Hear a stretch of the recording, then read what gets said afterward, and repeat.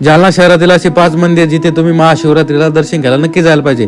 तर नमस्कार मंडळी, मी वैभव सराटे पाटील के जालना करो वैभव आणि हाय आपला येणाऱ्या महाशिवरात्री निमित्त स्पेशल मिनी ब्लॉग। जालन्यामध्ये खूप सारे जागृत देवस्थान आहे, त्यापैकी 5 मंदिराचं दर्शन आपण आज करू। आपलं पहिलं मंदिर आहे पंचमुखी महादेव मंदिर। या मंदिराच्या परिसरात एक पाऊल टाकताच तुम्ही आयुष्यात 2 पाऊल पुढे नक्कीच जासाल, फक्त तेवढी श्रद्धा असली पाहिजे। महत्वाची गोष्ट म्हणजे आज एकादशी आणि सोमवार पण, त्यामुळे खूप गर्दी होती।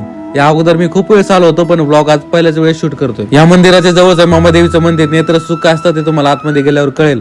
श्रद्धा आणि भक्ती असेल तर तुमचा प्रत्येक नवस इथे सफल होऊ शकतो। त्याच्यानंतर आम्ही गेलो काळुंका मातेच्या मंदिरात। इथे आल्यानंतर मला जुने दिवस आठवतात, जेव्हा 11वी-12वीला होतो तेव्हा रोज इथे दर्शनाला येत होतो आणि इथला शांत परिसर तुम्हाला नक्कीच आवडेल। यानंतर आम्ही जातो श्री आनंदी स्वामीच्या मंदिराकडे। मागच्या वेळेस जेव्हा आलो होतो तेव्हा खूप गर्दी होती, त्याच्यामुळे दर्शन काही झालं नाही आणि आज इथे कोणीच नव्हतं, त्याच्यामुळे दर्शन पण चांगलं झालं आणि व्हिडिओ शूट पण चांगल्या प्रकारे झालं। आम्हाला जायचं होतं राम मंदिराकडे। जालना करो जालनामध्ये आला म्हटल्यावर गर्दी तर होणारच आहे। खरं तर ही गर्दी माझ्यासाठी नव्हती, पण तुमचा जालन्यातील फेवरेट रिव्ह्यू स्टार कोण आहे कमेंट मध्ये नक्की सांगा। राम मंदिर तर बंद होतं, त्याच्यामुळे आम्ही समोर गेलो दुर्गा माता मंदिराकडे। जालन्यातील सगळ्यात मोठी यात्रा इथेच भरते, त्याच्यामुळे यात्रेच्या वेळेस एकदा तरी नक्की इथे या।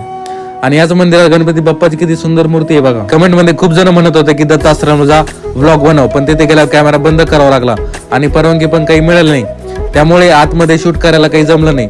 तुमची एक लाईक मला एक्साइटेड करते पुढचा व्लॉग करायला, त्यामुळे लाईक करा, फॉलो करा।